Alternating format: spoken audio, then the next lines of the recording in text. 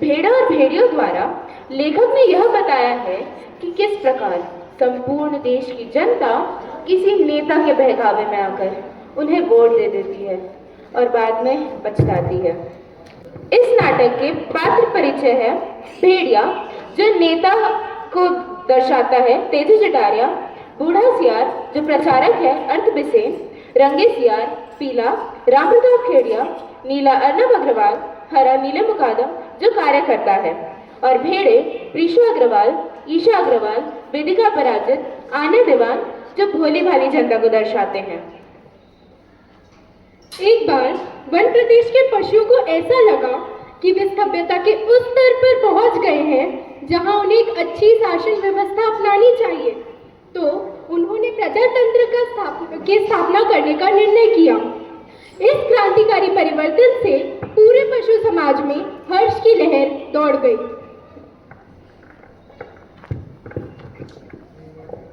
अब वन में शांति, स्नेह और बंधुत्व का स्वर्ण युग आएगा। अब हमारा भय दूर हो जाएगा। हम अपने प्रतिनिधियों से कानून बनवाएंगे कि कोई भी जीवधारी ना ही किसी को सताए और ना ही मारे, सब जिए और जीने दे। देखना, सरकार तो हम ही बनाएंगे और एक अच्छे कानून की स्थापना करेंगे। वैसे भी हमारी संख्या भेड़ियों से तो अधिक है। हम तो यह सोच रहे हैं कि भेड़िए हमारे और इस फैसले के बारे में क्या सोच रहे होंगे। भेड़े अत्यंत नेक, ईमानदार, कोमल और दयालु पशुएं थी, जो घास तक को फूंक फूंक कर खाते थे। एक तरफ जहां भेड़े अत्यंत प्रसन्न थी, वहीं भेड़िया अत्यंत चिंतित और उदास था।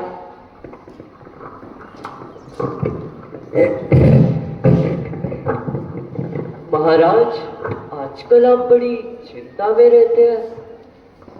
हर भेड़िए के आसपास कुछ सियार रहते ही थे जो उनकी सेवा और जयकार करते थे। जब भेड़िया शिकार खा लेता तो यह सियार हड्डियों में लगे मांस को खाते और हड्डियां चूसते रहते। महाराज, आपके मुखचंद्र पर यह मेघ के बाद चिंता के मेघ क्यों छाए हुए हैं? क्या तुझे नहीं पता?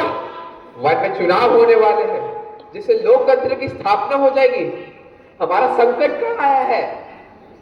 हम क्या जाने महाराज, हमारे तो माई बाप भी आप है, आपका दिया खाते हैं, आपके गुण गाते हैं।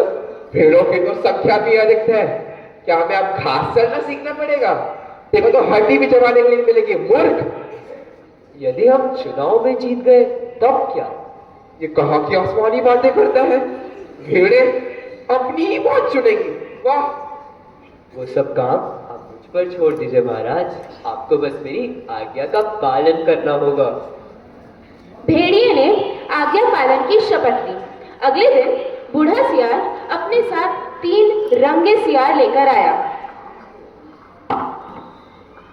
अरे, ये 3 कौन है?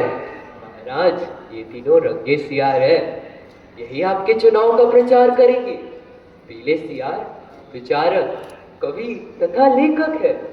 नीले सियार नेता और पत्रकार है, और हरे सियार धर्मगुरु है।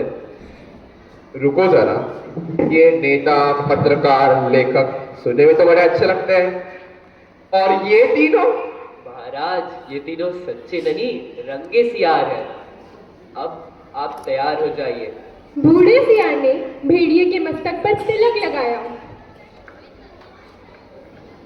गले पर माला पहनाई और मुंह में घास के तिनके खोस दिए।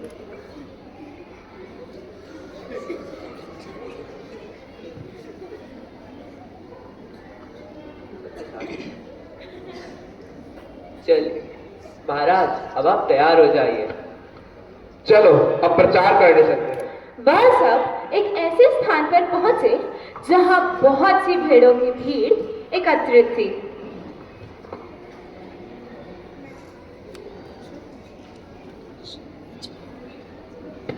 भागो भागो, यहाँ तो भेड़िया और सियार। अरे अरे, भागो मत। भेड़िए महाराज अब सख्त हो गए हैं। इन्होंने मांस खाना भी छोड़ दिया है। यह 1 हफ्ते से घास का सेवन कर रहे हैं और इन्होंने हिंसा भी छोड़ दी है। यह भेड़िया महाराज हमारे सामने आंखें उठाकर बात क्यों नहीं कर रहे हैं? क्योंकि इन्होंने जो आप पर अत्याचार किया है, इन्हें उसकी बहुत शर्मिंदा है, और उस शर्मिंदगी और अत्याचार के कारण इनका मुख लज्जा से झुका हुआ है और कंठ अवरुद्ध है। आप दोनों के साथ ये रंगीन प्राणी कौन है? ये प्राणी धरती के नहीं है, ये प्राणी स्वर्ग से आए हैं, आपको सदुपदेश देने आए हैं।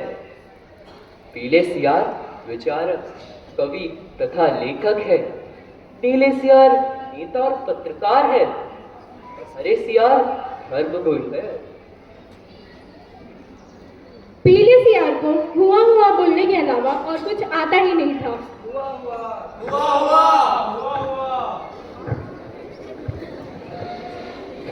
क्या आप लोग को समझ आया इन्होंने क्या कहा?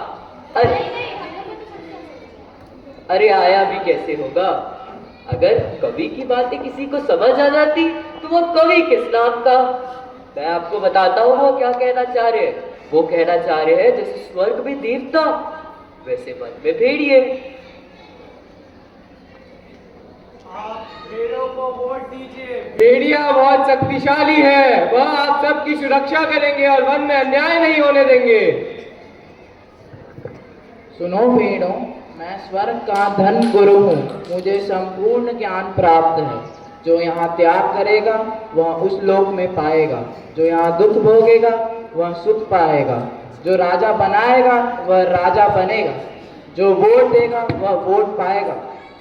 भेड़िए दानी एवं परोपकारी है, इसलिए सब मिलकर इन्हें वोट दे। भेड़िए महाराज की जय, भेड़िए महाराज की जय। इस प्रचार के बाद भेड़ियों को लगने लगा कि भेड़ियों से बड़ा उनका हितचिंतक और कोई हो ही नहीं सकता।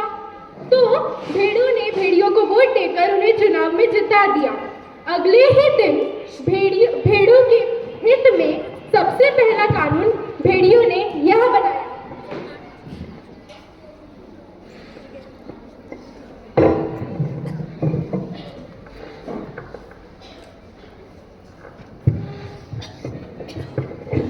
सुबह नाश्ते में हर भेड़िए को भेड़ का एक मुलायम बच्चा दिया जाएगा।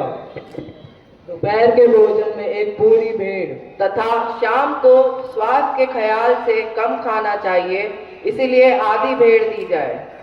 देखा आपने किस प्रकार नेता बनते ही नेता ने अपने हित में कानून बनाया, जनता के हित में नहीं। इसीलिए हमें अपने मतों का प्रयोग बहुत सोच समझकर करना चाहिए। इस नाटक के माध्यम से हम आपको यह बताना चाह रहे हैं कि हमें अपने मतों का प्रयोग सोच समझकर करना चाहिए, क्योंकि अब कुछ ही वर्षों में हम भी मतदान करने के योग्य हो जाएंगे। धन्यवाद।